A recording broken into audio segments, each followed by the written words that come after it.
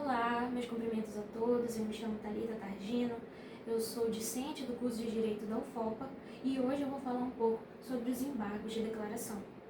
Muito interessante entendermos que, apesar de ser um dos muitos recursos presentes no nosso sistema judiciário, os embargos de declaração são essenciais para garantir a coerência da decisão, a coerência da sentença.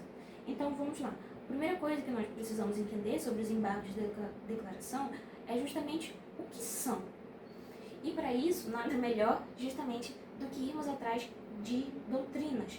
E é justamente nesse sentido que Fred Didier, ele dita que os embargos de declaração têm como escopo princípio permitir que o juízo ou tribunal complemente ou esclareça a decisão sem alteração de seu conteúdo substancial, salvo se esta decorrer de modo inevitável da correção realizada. Vamos tentar pensar de uma maneira um pouco mais didática, um pouco mais simples. Vamos imaginar que a sentença ela é uma receita de bolo e nessa receita está faltando o fermento. Apesar de que o bolo ele pode ser feito sem o fermento, ele não vai findar da maneira que ele realmente deveria, ele não vai sair bom como ele deveria sair. Então, uma das partes que nota que está faltando esse fermento vai entrar com o embargo de declaração justamente para dizer essa questão aqui está ausente, está havendo omissão de algo essencial. E eu não digo somente por omissão, né? Os embargos de declaração, eles falam justamente para comunicar ao tribunal, ao juízo, justamente por qualquer tipo de equívoco que ocorra, seja com a intenção justamente de esclarecer alguma demanda, como também de mostrar que alguma coisa não foi resolvida da maneira como deveria, ou se a sentença ela está confusa. Então, para tentar evitar com que a sentença ela possa ser interpretada de forma que prejudique qualquer das partes, as próprias, então, entram com os embargos de declaração, certo? Por conseguinte, nós vamos entender, então, a finalidade e o procedimento. A finalidade, ainda seguindo pelo caminho da doutrina, Daniel Mitidiero dita que os embargos eles cumprem papel essencial na concretização do princípio da decisão fundamentada, funcionando como um instrumento de realização do modelo constitucional de processo. Traduzindo o que ele disse. Resumidamente, vamos lembrar que existem certos princípios que a nossa Constituição ela garante. Princípios como o contraditório, princípios como a ampla defesa, princípios como o devido processo legal. Então, para garantir que esses princípios eles sejam seguidos, os embargos eles são uma das muitas ferramentas para garantir isso.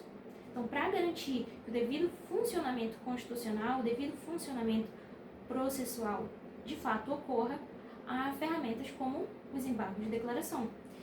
Em relação ao procedimento, é importante nós notarmos que, a partir então da intimação da decisão, as partes terão 5 dias para entrar com os embargos de declaração e, caso de fato os embargos de declaração eles tenham alguma característica que altere em relação enfim, tem algum efeito modificativo, a outra parte também vai ter prazo para poder responder a esses embargos de declaração.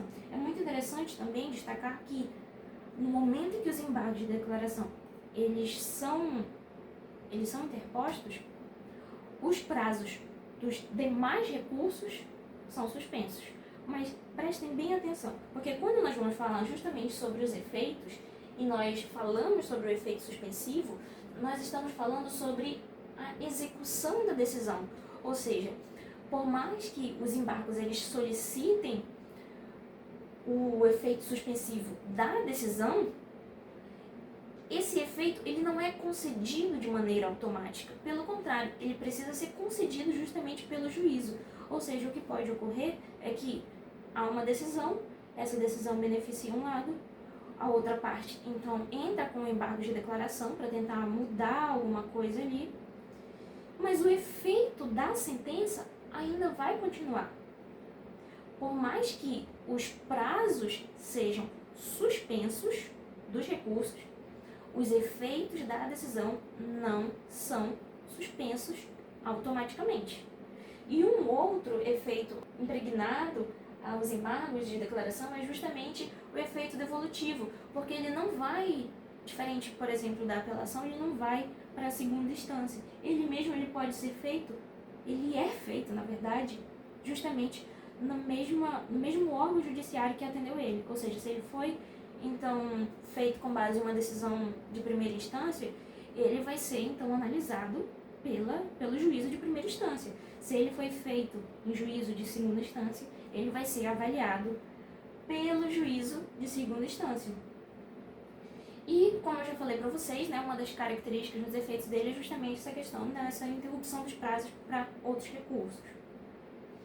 E quando todos esses efeitos eles são colocados na prática, nós precisamos então analisar algumas questões que, inclusive, são pautas doutrinárias e são pautas até mesmo no nosso CPC, que é o caso, por exemplo, dos embargos protelatórios.